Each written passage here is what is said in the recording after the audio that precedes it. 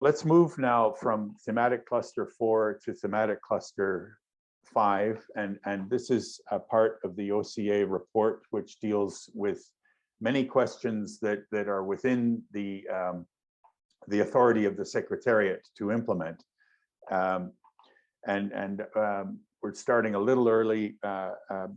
We have 3 lead-off speakers in this section, and I'll introduce them briefly right now. Kate Sullivan is works on strategic planning and is the external relations manager at the Dag Hammarskjöld Foundation, and she will review for us the very important proposal in the OCA for a high-level advisory board, and she might even give us some clues as to what that board might work on and might have in the cooker for, you know, to bring as recommendations to the summit of the future. I know Kate is has been following these UN 75 and our common agenda developments for a number of years. So we're looking forward to her insights into the high-level advisory board. And then we will hear from Oluseyi Babatunde Oyebisi, who is the executive director of the Nigeria Network of NGOs, a long time NGO campaigner on the NGO scene in Nigeria, and both Oyebisi and Carolyn Vermeyen from Democracy International will focus more on civil society. I think with the OCA report, one of the areas of disappointment was the treatment of the way that civil society should be engaged in the work of the United Nations. At the very least, some of the text of the Secretary General's report leaves open this question, and there are no shortage of proposals. Carolyn is working hard on the We the People's campaign, which groups 3 distinct ideas for improving citizen representation at the UN, and I think we'll take the speakers in the order I've just introduced them. I'll turn things over to Kate to get us started, and let me just spotlight you, Kate. Thanks. Go ahead, please. Yep. And I have to say, I've just recovered from COVID. So if my voice comes in and out, I apologize. I've got some water here to try and make it go all right. But thanks for the introduction. And as Fergus said, I'll be talking about the high-level advisory board for global public goods, which is paragraph 102 of the OCA report, and will be discussed during the 5th thematic consultation. I wanted to look at three different points. And the first is, of course, the importance of the H-Lab's work. The second is what I think it could contribute to enhancing international cooperation. And lastly, what I think civil society can do to increase the potential impact of its work. And just looking at this dialogue and the agenda that was before us today, it's evident that there's so many different considerations, both positive recommendations and things that we could be critical of, and other elements that are missing in the OCA report. So it's a valid question why we should want to give so much emphasis or special attention to the H-Lab, but I think there's really good reasons for that, and some of those have already been addressed by Georgios and Paulo in their interventions. I think that the multilateral system's ability to address a lot of the most urgent challenges that we're facing, not the least of which, of course, are the climate crisis and COVID-19, is tied to its understanding of global public goods, and to its understanding of the appropriate roles of different stakeholders in their governance. Many of the public goods that are essential or characteristic of our modern society, information, the digital sphere, the global economy, look totally different today than they did when the UN was formed. And our understanding of these and of others, like the Earth system that Paulo was speaking about, like global health, like peace, have also changed a lot over the years. And with that, our understanding and our knowledge of how these goods are relating to each other and dependent upon each other is vastly different now than it was 75 years ago. So the HLab has an opportunity to systematically take stock of these changes and our collective knowledge about them. And I think that that analysis serves two main purposes. The first is that a global public goods perspective could inform and catalyze more effective solutions, international cooperation, by helping us understand how to better utilize the tools, structures, and processes that we have today. So by shifting the lens, as we've been talking about, thinking about new pathways, the HLab has the opportunity to see the challenges and solutions in a different way, and to help actors who are stuck in the status quo to think about them differently. But second, and I think more importantly, it's going to provide a formal evidence base on the reforms necessary to strengthen the governance of global public goods going forward, which of course is essential to ensuring that the UN is adapting, that it remains effective and relevant, and also that international cooperation becomes more inclusive as it should be. So with that said, I think it's important to recognize that past attempts to leverage a global public goods lens haven't had the desired impact on the UN's work. So there is a risk that the HLab's work is going to get stuck in some of these traps that we've fallen into before. For example, getting lost in the definitions. What do we mean by non-rival risks? What do we mean by non-excludable? Are we really talking about protecting global public goods, or are we talking about avoiding global public bads? It's easy to go down that path and get really wrapped up in the definitions. But I think the conversation could be seen as deviating too far from political realities and financial realities. And it could also be marginalized by emerging crises, not least of which the conflict in Ukraine. Any of these risks and a handful of others could impede the uptake of its recommendations. So I think, like many of us, I've been trying to think about what it is that we as civil society actors can do to increase the potential impact of the HLab's work. And I have, as I know some of you have, been in contact with the Secretariat at the HLab to explore this question, and have been assured that they're committed to a process that gives civil society a real voice.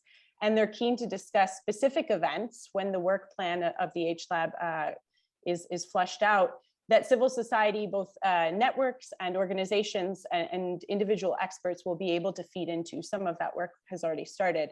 Now that the co-chairs are in place, the work is underway, but we know that the members of the board are yet to be installed, and that will be happening hopefully in the next 2 weeks. So once that happens and the work plan's in place, that's when we'll be able to identify specific opportunities. And with that in mind, I think there's a couple of considerations with regard to civil society's role and how to maximize this opportunity that we can think about in the interim. The first one, which is the most evident perhaps, is that we should provide evidence. The organizations in C4UN and in a lot of the other networks that are working together, First being one of them, you know, we have so much research and we're a rich resource in terms of experiences that demonstrate the value of applying a global public goods lens to the challenges that the UN is facing. And we have a lot of evidence on strengthening the rationale for pursuing different recommendations aimed at addressing global governance gaps, whether those are identified in the OCA report or in addition to the ones that are there. And that's a resource that's in demand, and we will have the opportunity to bring forth our expertise, and how that materializes, we'll see in the next couple of weeks here. But on top of that, I think we should be facilitating a more inclusive discussion. While I'm sure it will be diverse in many respects, probably geographically, and in terms of the sectors and industries that are represented among the members, the HLab's membership is likely to be representative of the global elite, as are many of us. So I think we can start to think already now about how we as CSOs with access to the UN, with access to the HLab Secretariat, can use our privilege to elevate other voices, those who aren't or might not otherwise be included.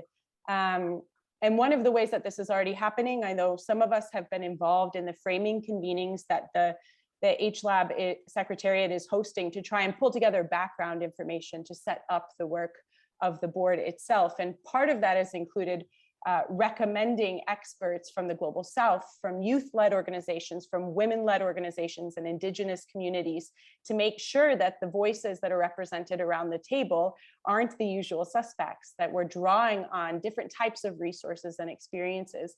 But beyond the consultations that are happening now and the ones that are to come, I think that we should think about whom we can engage in the dissemination and the discussion of the HLab's recommendations that might not otherwise be included, and have those opportunities. So not just our networks, but the networks of the people in our networks, and what perspectives are missing. And I think this will become evident after we start to see some of the early work coming forward and the challenges that they're struggling with.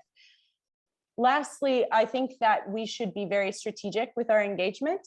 The HLab has a little over a year to carry out its consultations and to draft this big report. The report is not likely to meet all of our expectations. I think there's a risk that if we create a lot of parallel processes, if our narrative focuses on the report's shortcomings rather than its achievements, we'll be shooting ourselves in the foot. So just keeping in mind, I mean, we've heard Paolo speaking about the pathways forward after Stockholm Plus 50. I think we need to think about this in the same respect. It's one step in a much larger process, and how do we maximize that?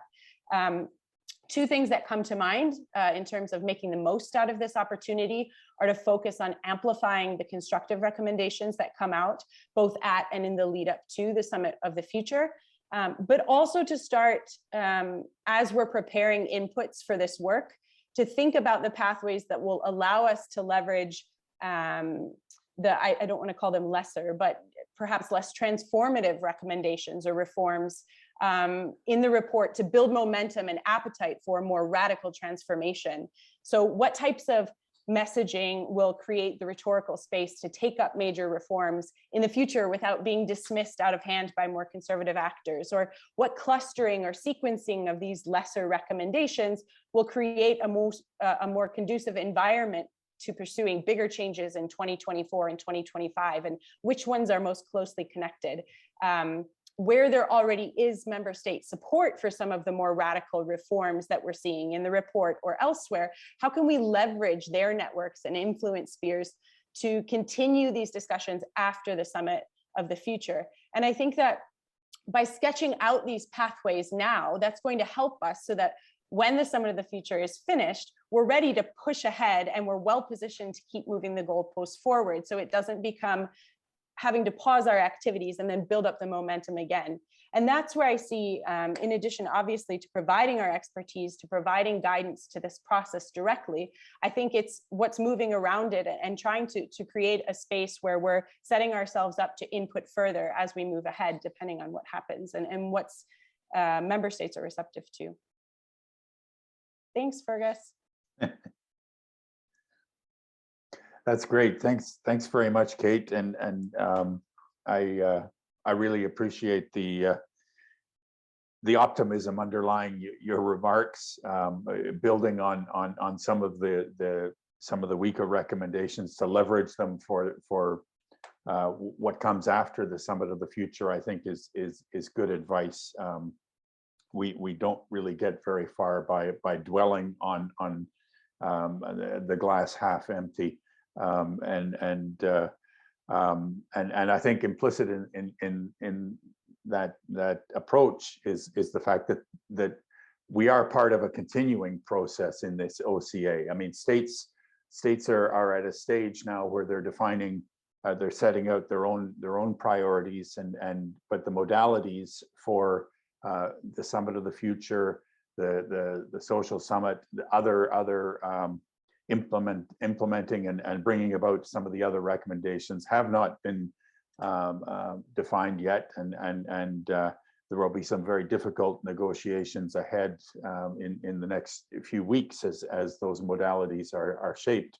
But I think we all share a sense that this is a fairly loose and amorphous process. You've heard governments like Sweden talk about multiple tracks of discussions.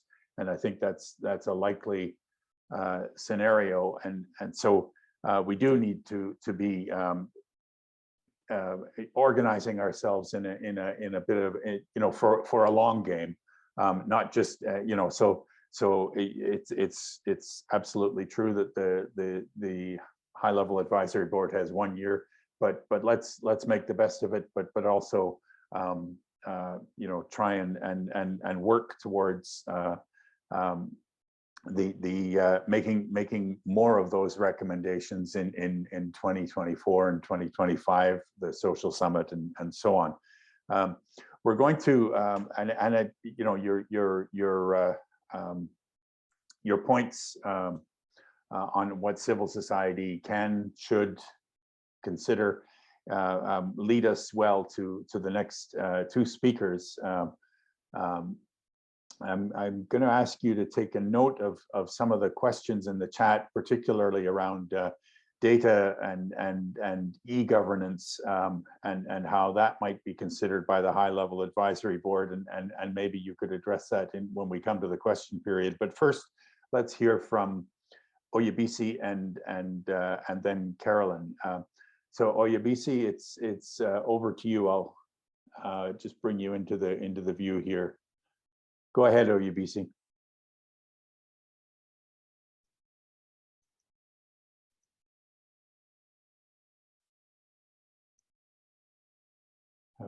I'm not sure if we've lost him from Nigeria.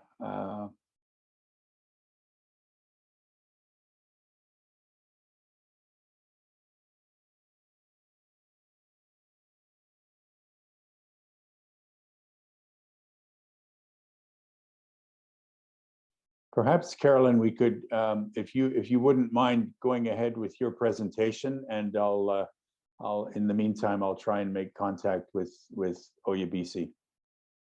Go ahead, absolutely. Carolyn. Happy to. I hope you can hear me all right, because it just started storming here and it's quite loud. You're in Germany, I should add, for colleagues. Yes. Yes. I'm in Germany, in Cologne. Yeah, so thank you. First of all, thank you very much for the opportunity to speak here. It's frankly, we're going through scary times, and I'm keeping an eye on the news all at the time, while being reminded how important our multilateralism is, and how the UN found its meaning exactly in this goal of preventing violent and destructive conflicts like this one of taking place, and the crucial role that it has to play, and also how it falls short of that role sometimes, and how it really needs to be reimagined for the times that we live in, and how important it is that we have these conversations and that we keep working to make it better. So I've been asked to speak a little bit on civil society and citizens' engagement in global governance. So I think what Our Common Agenda report does really well is that it lays out very clearly that we face several existential challenges that are global in nature, and that the reality really is that the UN is our best forum and our best hope at actually tackling these challenges before it's too late. But what we do see, unfortunately, still is that there is a blatant democratic deficit at the UN, and in the best case, citizens there are represented on the global stage by appointees of democratic governance, meaning that citizens, civil society, we have no say over how these people are selected, and we have no way to hold them accountable. And this is, as I said, of course, the best case, because in many cases there is not even such a democratic government to make these appointments. So I would say that the Our Common Agenda report falls short a little bit of stressing how dire the democratic deficit is that we have at the UN. And I know that at a time where we're facing so many challenges, where we're facing a pandemic, we're staring down the barrel of irreversible damage by climate change, we're going through enormous conflicts. People might say that we have bigger fish to fry, but the truth is that citizens and civil society are in agreement. I think people see the need to tackle these challenges. We are not the ones that need to be convinced, but voices of citizens, voices of people around the world are being muffled on the global level by economic and geopolitical interests. And it seems very, very clear that if we want to tackle climate change, if we want to tackle violent conflict, we need to tackle democratic representation on the global level first. It might be really loud now. I'm not sure if you can still hear me quite well. I'm hoping this will go over soon. we can hear you and the Right, but storm, so carry on. I think that the decisions that we are making today might end up being some of the most important decisions in human history. And so it is of crucial importance that we have good ways of making these decisions. So along with the Coalition for the UN We Need and the Global Alliance of Civil Society Organizations, we have been accompanying the UN 75 process and the Our Common Agenda process, especially with an eye on the democratic infrastructure at the UN itself. And so I would like to talk a little bit about the We the People's campaign just shortly, because I'm not sure if everybody knows it. So it's an international civil society campaign led by over 200 civil society organizations from around the world, really from everywhere. And we are calling for 3 new instruments at the UN. So the first one would be a World Citizens Initiative. Yes, I apologize for that sound. It's hail coming down here and I cannot turn it off. Apologies. But it seems to be one of these storms that will last only a couple of minutes. Yes, so we are calling for 3 changes, for 3 institutional changes to the UN.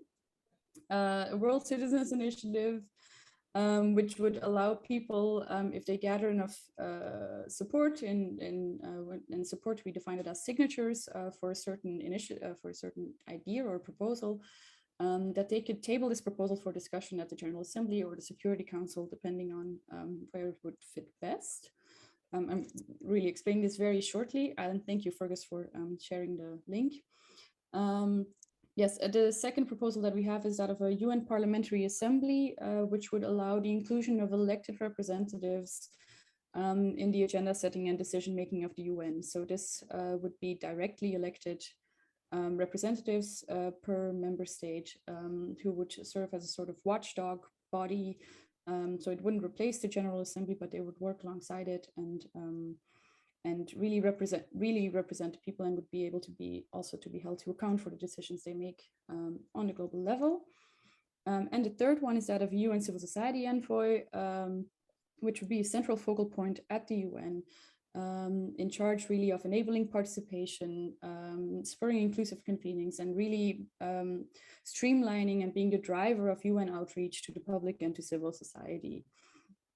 So this really should be our high level entry point at the UN, to make sure that that the way that member states deal with civil society happens in a uniform way and in a meaningful way. We've had a couple of successes with the We the People's campaign. So the World Citizens Initiative and the UN Parliamentary Assembly, our first 2 proposals, are specifically mentioned in the UN 75 report. And all 3 proposals, so also the UN Civil Society Envoy, were some of the most voted on in the public consultation that was held by the Secretary General's office ahead of the publication of Our Common Agenda report. And this suggests, and also the fact that so many civil society organizations have joined us, it really should suggest that these are ideas that people can get behind,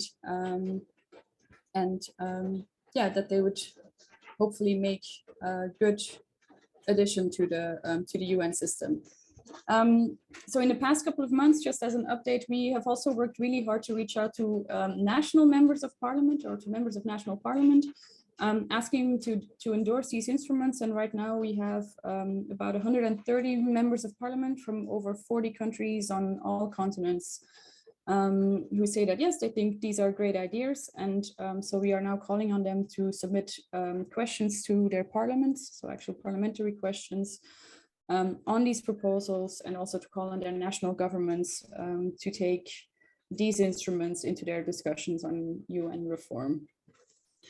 Now, so when it comes to these 3 proposals and to democratic reform of the UN in general, the Our Common Agenda report does a couple of things. So what it does really well is that it identifies the democratic deficit. So it says that there is a need for a renewed social contract, that there is growing disconnect between people and the institutions that serve them. So I think this is a really clear admission on the part of the UN Secretary General and everybody who provided inputs that that the UN itself as an organization needs a democratic update.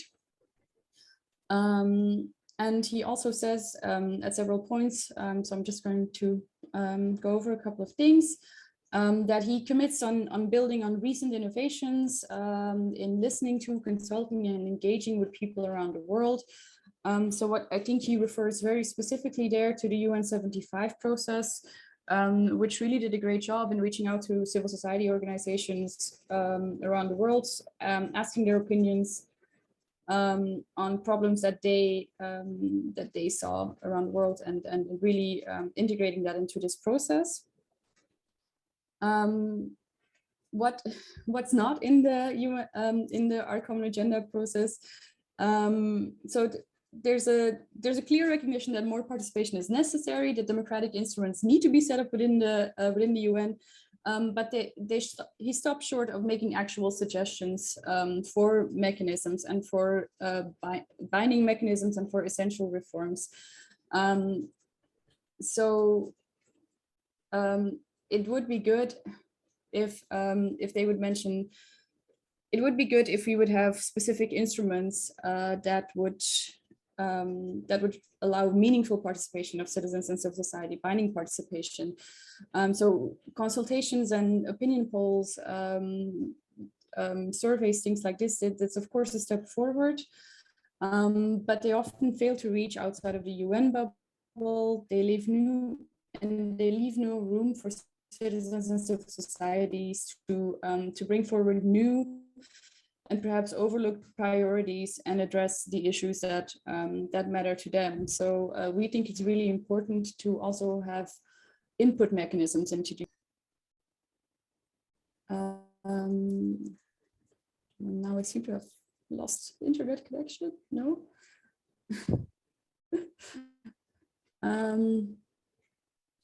Right, and so just to keep this short, and then we could definitely talk about, I'd be happy to answer any questions. Around the same time as the Our Common Agenda report, the UN independent expert on the promotion of a democratic international order, Livingston Sevanyana, released his report to the Human Rights Council. And he actually explicitly endorsed all three proposals put forward by our coalition, saying that they would make the UN more open, participatory, and representative, with a view to ensuring that its responses both to the ongoing and future global challenges are more effective. And that is really a sentiment that we share 100%, and that we think is the right way of going about things. And with a view to the Summit of the Future, where many of these issues will be addressed, and where many of these where many of these new instruments hopefully can be kickstarted. It's really important that this whole process itself, right, the process of the summit, in the lead up to the Summit of the Future and the Summit of the Future itself, not only involves member states and member state representatives, but also citizens and civil society, and that it does so in a meaningful way and not in separate containers and separate bubbles, but that they have a seat at the table. Right, and then I'm seeing that there are a couple of questions in the chat. In the meantime, maybe we can get to those later. Right, or maybe yes. Sorry, I see somebody's raised their hand. Maybe we can just make this a talk. Fergus, should I go ahead with the question? If you could just hold the question for a few minutes, and Carolyn, maybe we'll stop there, and because there are, I mean, this has been a great overview, and I would encourage colleagues to also check out the We the People's page, just to take stock of the extent of support for some of these ideas, even though they're not adequately reflected in the OCA report. But Oyebisi has rejoined the meeting, and I'd like to give him an opportunity to make his opening remarks, and then there are a number of good questions cropping up in the chat. OUBC, it's over to you, please. Yes, thank you so much, Fergus. Can I confirm that you can hear me? Yeah, go ahead. Okay, brilliant. Let me thank you and colleagues for this opportunity to be able to share some thoughts. I think at this time, we have recognized and continue to recognize that civil society is everyone and is everything now. And it is within that context that I see a moment within the pandemic, because the pandemic for me was a catalyst for civil society engagement. For some countries, it was easy. For some, it wasn't easy. It was very difficult. But also within the sense of the fact that humans run government and humans run the UN. So it's time for us now to rethink and you.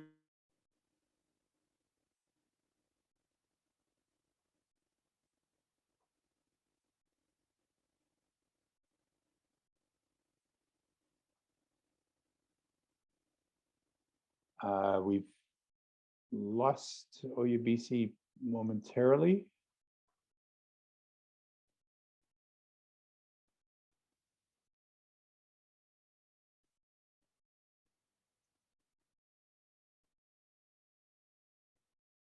Perhaps it's a connectivity issue from Nigeria.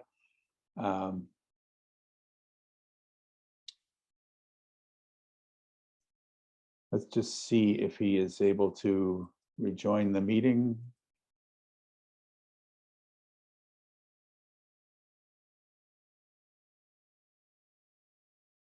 Well, in the meantime, I see that there were some questions following Carolyn's remarks. So just in the interest of keeping to our time, let me invite Richard Jordan first to provide his question or comment, and then I'll turn over to Jeffrey Huffines for his remarks. Thanks, Fergus. Richard Jordan from International Council for Caring Communities. I want to support Francis Zainadin's comment that there are program budget implications throughout the OCA. Caroline, how would you deal with the program budget implications of the civil society envoy? How is it going to be paid for? Member states will look at us and say, do you understand that everything has an implication? The other more general question, UNEP, UN Environment Programs, Coalition for Digital Environmental Sustainability, releases its report after 15 months of work on March 2nd at the UN Environment Assembly. Who among us is looking at the digital environmental sustainability project at UNEP? Thank you. Yeah, and I hope you can hear me better now. It was a little bit hard to hear myself think because just for the duration of my presentation, it was like all heaven was coming down here, but it's over now. Yes, thank you for that question. It's actually it's not even a UN related question in a sense, because it's a question that always crops up, right, when we talk about organizing democracy, the question of money, how will we pay for this? And of course it's, you know, even in a national context, of course it's more expensive to have a parliament. Of course it's more expensive to go to citizens. Hello, can you hear me? Oh, I think OUBC's back. OUBC's back. OUBC, if you could just wait 1 minute, we're just going to ask Carolyn to finish answering this question from Richard, and then we'll return to your remarks.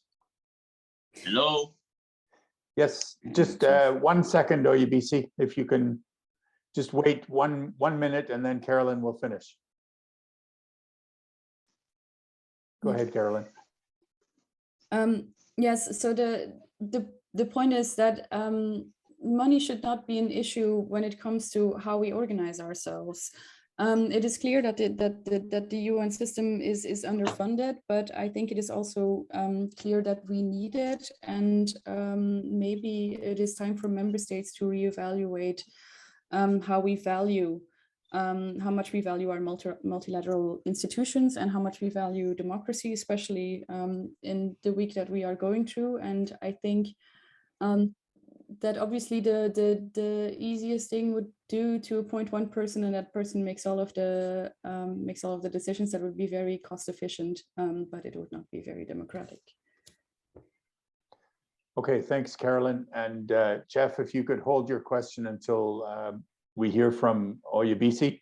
Oyebisi, can you carry on with your presentation, please? Yes, thank you so much, Fergus, and apologies for that internet glitch. So I was just saying that it's time that we got unconventional, meaning that we now have a civil society envoy within the UN that is able to bridge that gap and that coordination gap that we have at the moment. And within my thought, I'm also putting on the table that we now need to also ensure that this envoy system is also at the country level as well. We need to now start thinking about indicators around civil society engagement within multilateral cooperation, and maybe start a state of civil society engagement report that is done annually, and we use that to track what progress we are seeing. We must be very scientific now about engaging with civil society, and our indicators must move away from just the positive experience of attending conferences and meetings, but now to concrete actions as to how our engagement is making or helping policy changes. There's also the need for us now to have a civil society leadership that can take all of us to the game and also to the table. What I'm trying to say here is that, for us to plan and deliver different options of engagement within the multilateral and cooperative system, this will be complex. However, we now need a movement that can help us to get to the table. Of course, few civil society organizations have the capacity or the commitment required to take on the task of engaging institutions like the UN. So this is where the area capacity building becomes very much important, and also an opportunity for northern and big nonprofits, their role in helping to mentor and bring about that level of capacity that smaller NGOs and NGOs in the South can have in terms of engagement with the UN system itself and also within multilateral cooperation. So how do we get to the start line? In getting to that start line, we must ensure that the expectations around convenience and also expectations we have about bringing civil society into the room has to be dealt with. Civil society can be sometimes a pain in the neck when you look at the diversity and the beauty of civil society, where we have the plurality of thoughts and plurality of actions and ideas. And that can be sometimes, that terrain can sometimes not be as civil as you would want. So you probably would say, why would I want to bring civil society into the room when they would disrupt some of my thinking? But again, we must again begin to see the value of that diversity. And it is pivotal that humans within the UN and governments look beyond just ticking the box about civil society engagement, and now to start finding ways of co-creating solutions together with civil society. And one early example for this is the open government partnership model. We can learn a lot from that model. Of course, it would have its benefits and also its demerits, but then it's a multi-stakeholder approach that we can learn from, where it brings civil society, government, private sector into the room to begin to engage together. Someone needs to take the financial leadership, and one of the largest challenges of participation or engagement is funding. I'm asking a question here: who will take the financial leadership for civil society engagement within multilateral cooperation? While I do not necessarily have answers, I think we must factor this into the larger debate and conversations that we're happening now. Over to you, Fergus. Very good, and thanks for your persistence and with the internet challenges there, and for your reminders about the diversity of civil society and the need to engage at the country level as the need for the UN system to be better engaged at the country level. I think with respect to the, you spoke about avoiding box ticking exercises, and that is something that we are also conscious of with this proposal for a civil society envoy, as well as, I mean, we've seen with the youth envoy, both the funding of it and the activities have perhaps not lived up to the expectations that youth might have in terms of their engagement at the UN. So let's move now to open a little bit more for questions and comments from participants. I've noticed a few questions in the chat. For Kate Sullivan, there was a question just about a sort of a logistics question about how to engage with the high-level advisory board. And I wondered if, Kate, you might have some reflections on the comment from, or the observation and question from Tex Albert about isn't the social contract meant to be more at the national level? What is the UN's role in and why is the Secretary General so invested in putting forward this idea of a new social contract? The idea of a social contract is a political science term that people define differently, and what actually would be the UN's value added normative leadership perhaps role in this. If you might take a run at that, sure, that would be helpful. And Carolyn, there was it was good that you flagged for us some of the institutional support for some of the citizen engagement proposals in the We the People's campaign, such as from the Human Rights Council and parliamentarians. The parliamentarian's statement, but I just there was a question I think that Francis Zainadin posed about funding, and you've already addressed that a little bit in response to Richard. But if you wanted to add anything there, that would be great. So let's start off with Kate, and then see if there are other questions arising. Let me encourage people to use the hand raise function, or to put your question in the chat, whichever you prefer, and we'll try and capture your question. So Kate, and then Carolyn, and then we'll take a question from Georgios. Sure, thanks, Fergus, and thanks for all the questions as well.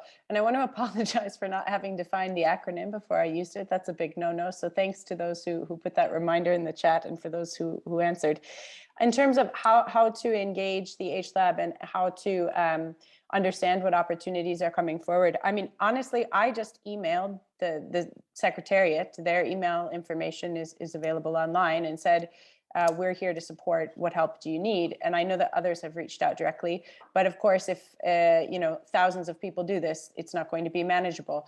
So that's one option. Alternatively, I know that once the work plan is firmed up, that Adam and David, who are at the Secretariat at UNU CPR, will be identifying knowledge needs and specific opportunities for civil society actors to contribute.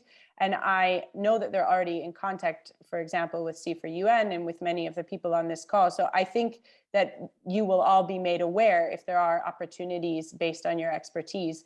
I don't think this is going to be hidden. I think it's quite transparent. I can't, speak for other networks and things, but I think that once it becomes clear what opportunities exist, those will be made public. With regard to the social contract and why the SG is pushing for this at the global level, I don't really know. It's an interesting question, and I hadn't reflected on it actually when I read the report. So you're making me think a lot now. But I do think, I mean, just in a quick think about it, you're absolutely right, Fergus, about the concept of normative leadership and the UN's role in driving some of these questions, at least at the normative level. But I think also it does infuse the accountability perspective back into the conversation in terms of as we think about the reforms that are necessary, and we think about the relationship between different stakeholders and how that might be redefined, what does that mean in terms of accountability? What do we owe each other? And especially when we think about rights bearers sorry, it's the end of my day right now and I'm getting really tired. But when we think about it from a rights perspective, this becomes really interesting and really complicated. So that's just a quick reflection, but I'm going to have to give it more thought. I don't have a good answer for you, and I apologize for that. Okay. Carolyn, did you have some quick remarks before we turn to Georgios and Jeffrey Huffines? Yes, sorry. I would just want to add that, of course, yes, all proposals that we have here would need very strong member state support in order to be implemented. So the World Citizens Initiative and the Parliamentary Assembly could be established as subsidiary organs using the Article 22 of the UN Charter. So for that, you would need a 2/3 majority in the General Assembly. And as for the civil society envoy, I can recommend, so Fergus has posted that webpage before, but on our page, there are 3 in-depth studies on how these proposals could be implemented, what they would cost, what the implications would be. And as for the civil society envoy, of course, this office would need a budget. Depending on where that budget comes from, yes, they would need Fifth Committee approval. So just to clarify that. Thanks, Carolyn. So Georgios, if you could unmute and yes, jump in. Can you hear me? Yes. Okay, good. Just from my experience, and I like to be provocative because I think we're in the learning process and we want to do the best. But sometimes I hear myself a few years ago speaking idealistically about civil society and not realizing that often what is created by this overemphasis on small, really, civil society is a liberal bubble at the UN, which is not connected to the world, not even to the peoples of the world. For example, BRICS organizations are not represented, LDC organizations are not represented, big operational NGOs like Oxfam and others, and even CAN International, those who really matter at UNFCCC, et cetera, are not represented here. So what are we talking about? We want governments to turn their attention to us, a small group, and what are we offering? We're not offering the connection to the real people to a large extent, because as I said, I criticized myself now a few years ago. I'm trying to do things in Sparta, my own town, in Greece, in Belgium, where I am now, a lot more, right, grassroots, and also with politics, because I don't see states as impersonal. There are governments, there are processes, and that is good. I mean, we cannot just, as I said, become a liberal bubble for the UN, isolated, as it has happened many times before. And I had the feeling when I was with Kofi Annan and Ban Ki-moon sometimes, what ends up happening, it is like the NGO on the East River. The Secretary General is invited by all philanthropic institutions. They are civil society. They have loads of money to spend, and they want for their social pages to have the Secretary General invited. So instead of focusing on going to Ukraine and defending the UN Charter, he will go to a reception tonight with the Ford Foundation or whatever, the Gates Foundation, and we will be there also like partially, as we say. It's like other civil society organizations. So I think we should be careful what we're asking for. And finally, for the envoy, there are many contact points for civil society as a think tank, in addition to being advocacy. FOGS is a think tank, and we know some of the things well. We can connect to UNU, as Kate said, they can ask for our expertise, we can do it. A super envoy for in general civil society, which is so diverse, I don't know what would offer, and I see it again as another big bubble thing. Thank you.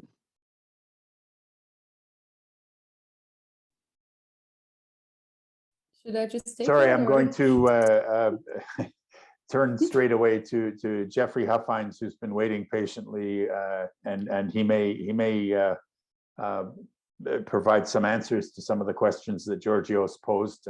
But go ahead, Jeff. Well, thank you so much. And I really want to thank all of our speakers for giving us some very thoughtful and thought-provoking perspectives on the issues at hand with the fourth and fifth General Assembly thematic consultations. You know, a couple things. First of all, I really appreciate the remarks made by Georgios earlier and Javier as well. Regarding, and I mean, all the speakers, Caroline, regarding the critical moment we are in, given the crisis that's taking place in Europe with the Russian invasion of Ukraine. It really highlights, I would say, you know, the critical contribution that the Secretary General has made in the Our Common Agenda report when he really provides a focus on the future and on future generations. Because I think in a sort of profound sort of way, what we see at the UN in these recent meetings of the Security Council, and you combine them with the meetings of the OCA and the General Assembly, there is a real fight for competing visions of the future. So what kind of future do we want? Do we want a future where member states and peoples look back to the past? Do we want you know, countries to be governed by despotic empires, or do we want you know, free countries governed by the principles of the United Nations? So I think that the OCA is a fight worth fighting for. You know, it's a conversation that we need to protect, we need to preserve, and we need to support to provide space for thoughtful consideration of these progressive visions for our future and for the future of humanity, for our children and our grandchildren. You know, regarding the various proposals to enhance and to increase civil society participation, I mean, I completely agree with Oyebisi, and this is sort of perhaps in response to what Georgios was saying, which is to say there is a critical role for UN country teams and to engage civil society at the national and grassroots level. And I would agree. I mean, all of us on this call, I guess you could say, are a part of the civil society elite. We are part of that progressive bubble. So all of us have an enormous responsibility to be gateways, really, to provide that access to others beyond the New York, Geneva bubble, shall we say. But that being said, I mean, I think we would all agree that a UN civil society envoy would be important, if not essential, keeping in mind the fact that the Secretary General did call for the appointment of civil society focal points throughout the UN system. So it certainly makes sense to have a coordination body, if you will, an office that would not include not only a civil society envoy, but would include representation from civil society itself, like an advisory board, if you will, that would hold the envoy accountable to his to the constituencies, and he would be more of a, again, not someone speaking on behalf of the civil society, but providing opportunities for greater and greater civil society participation across the system through developing more inventive and creative modalities. And finally, I would say that I think it's useful for us to, while you know, to be visionary is what we as civil society do. That is our contribution, and to have conversations about, you know, the possibilities of a global resilience council, possibilities of a UNPA, and all the rest. Let's not forget to take advantage of, shall we say, the low-hanging fruit that is in the report. And one of these very practical recommendations that we should be able to take up immediately is this idea of an annual civil society caucus on the margins of the UN General Assembly. Perhaps it's so obvious, it's so practical that we forget that, hey, yes, we will do this. And in fact, we're very pleased that one of our partners, or several of our partners, GCAP and others, who are now in the process of organizing the next Global People's Assembly, they really want to develop this as a model for this annual civil society caucus. So, while we debate all of the great ideas that have been presented today, let's continue the work, the practical work, if you will, of providing greater access and representation to civil society in all of its diversity worldwide. Thank you, Fergus. Thank you, Jeff. I'm seeing some additional questions in the chat, and if I might just respond myself to a couple of them. I think Francis and the question about the OCA being determined to turbocharge the SDGs. We did, as C4UN, we've organized these civil society consultations in advance of the thematic meetings in the General Assembly to more or less track the thematic consultations, and we did take up that topic pretty rigorously in our first meeting and address those recommendations at that time. Not that that was the last word, of course, but there are still open questions as to how we're actually going to make up lost ground on the SDGs, because it's clear that we're behind. But we wanted to focus here on thematic consultations number 4 and 5, and on the question, with regard to Ukraine and effective peace building prevention, how that might that was also the subject of our previous thematic consultation, but let me just say that in terms of where we are in time and in relation to the OCA process, we're at a very early stage. This is now the time for innovative proposals and recommendations from civil society to come forward, and so these meetings that we're holding now are really just the beginning of a process where we hope that civil society will coalesce and organize itself to bring recommendations to the OCA. I'm glad that Jeff mentioned the civil society caucus and convening at the time of UNGA Week in September, because that, I think, provides us with an opening to really demonstrate the range of initiatives that are available and out there. I'd like to. Jeff also raised some questions about national UN resident reps and the work of UN representatives in a national context, and I'd like to ask OUBC just to respond to that comment and perhaps any other comments or questions that you've heard during the last 20 minutes or so. Yes, thanks so much, Fergus. I didn't quite get majority of that bit because of my internet connections, but again, just to speak to issues around UN country offices and reps and how distant they've been to civil society largely, and the fact that we now need to, as much as possible, find our way into how the UN at the country level engages with civil society, especially those that may not necessarily be their friends or may not necessarily be those whom the traditionally would want to work with. I see a role for national associations there, but also is to then say that the activities of UN country offices with civil society has been very tokenistic.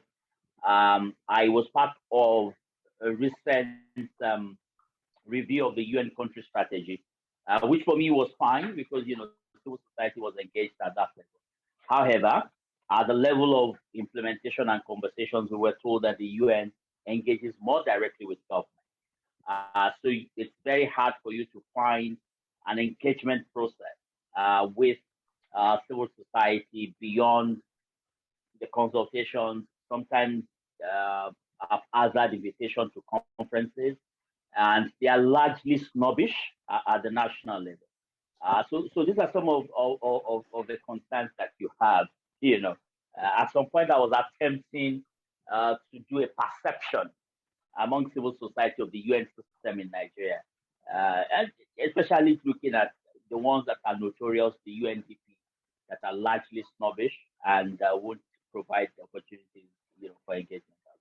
So, I mean, the reactions will be mixed when you look at how far away at this time the UN itself, the UN country offices have to civil society at the national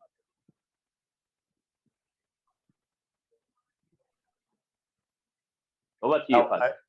Yeah.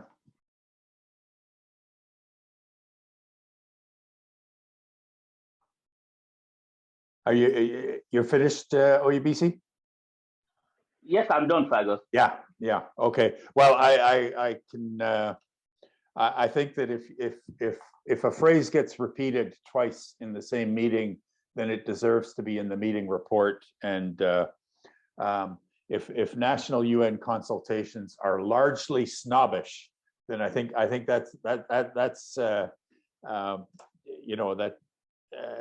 that's an authentic observation, and I think we've all been there and felt that as civil society, and the presumed wisdom of officials who think they know when they don't know is something we've all encountered, and I think we're at a particular moment with the particularly with the COVID pandemic and its impact on civil society engagement at the UN. It's no secret that there has been an effort by some member states that don't like civil society engagement to push back the rights and traditional opportunities that civil society has had to participate at the UN. When the UN began opening up, in New York and Geneva and etc. As the pandemic began to ease, civil society was certainly far from the first to be let in. Media and other stakeholders. There was a needed push from civil society organizations to have their rights reestablished, and those struggles are not over, and that has a trickle-down effect at the regional and national levels, and we'll probably encounter it again this summer at the high-level political forum. There were, I think that these are ongoing struggles, and I know Georgios, made some comments about a more democratic UN and so on, being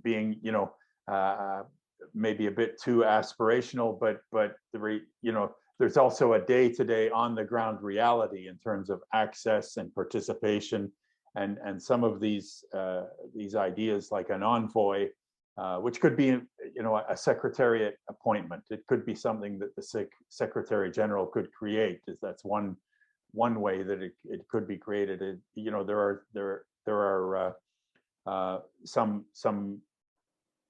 actual pragmatic ways that one could go about better engaging citizen representatives. So what I'd like to do is we have 6 minutes left in our hour, and I'll ask Kate and then Carolyn and then Oyebisi for any concluding remarks or observations or even recommendations that anything that they've heard that they would want to reinforce or add to already. I see no other colleagues wishing to speak. So Kate, if you had it, did you have anything else that you would like to add? Nothing to add other to say thank you to everyone. I mean, I've taken very detailed notes, so there's a lot to continue to think about. So appreciate all of the comments and inputs and questions. It's given lots to consider going forward. Great, thank you. Carolyn? Yes, also from me, a big thanks for organizing this, and thank you all for the questions and comments. It was really, really interesting.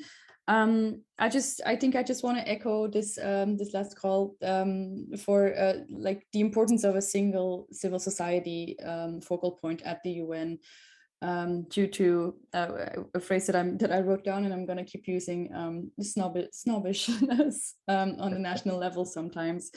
I really think it is important that there is somebody who can alleviate some of these differences that might occur at the nation state, at the member state level.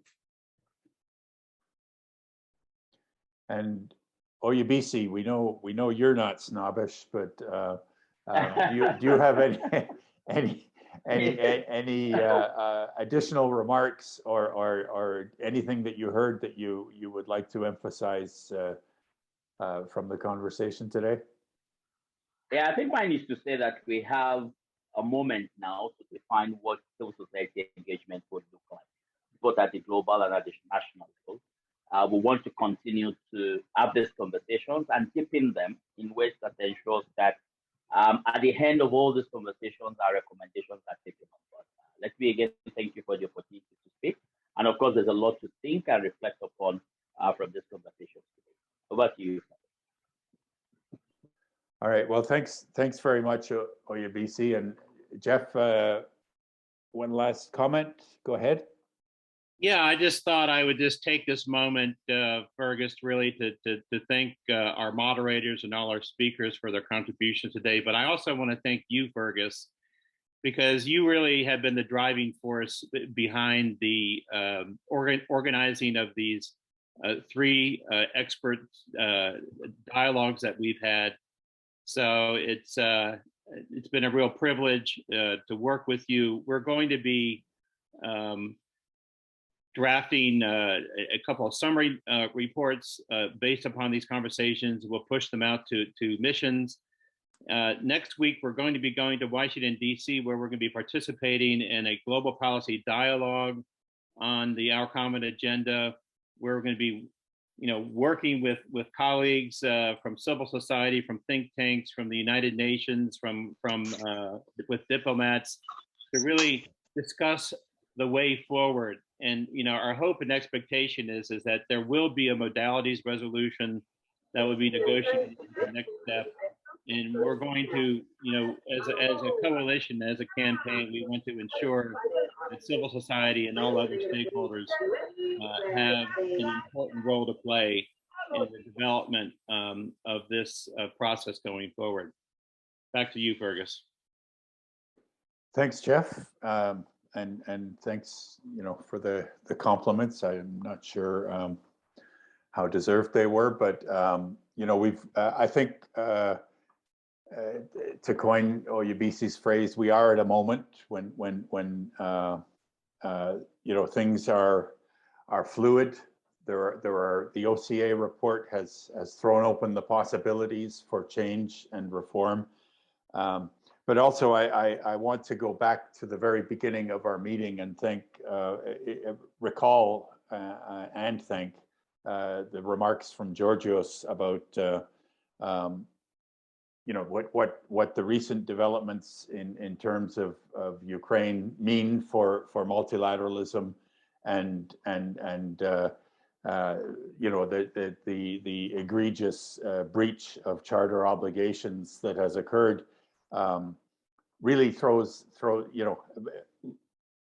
into question for all world citizens the rights and obligations that are incumbent on governments, and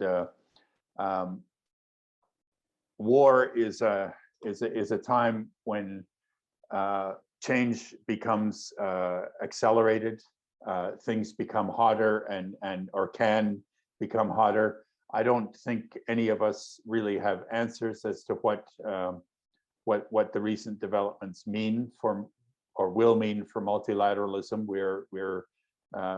we're just at a time of change, and you know, many of us work within organizations that are busy issuing statements, and these are good things to do on the rule of law and international cooperation. We know we are in a world that needs the rule of law and international cooperation, and that's not going to change. It's, you know, these developments have just reinforced the need for us as internationalists to continue doing what we're doing. That's all the more reason that I'm grateful, not just to the speakers and Giovanna, but also to those of you who came to participate. I think it's essential that civil society be engaged in the Our Common Agenda process. It's many of the important changes in the multilateral system have happened through General Assembly-led processes that involved civil society in a meaningful way. We know that that's a recipe for progress, and these dialogues are just a small part of a process that, as Kate and I were discussing a few moments ago, will be a years-long process. So thanks everyone, and we hope to see you again soon. Thank you, everybody.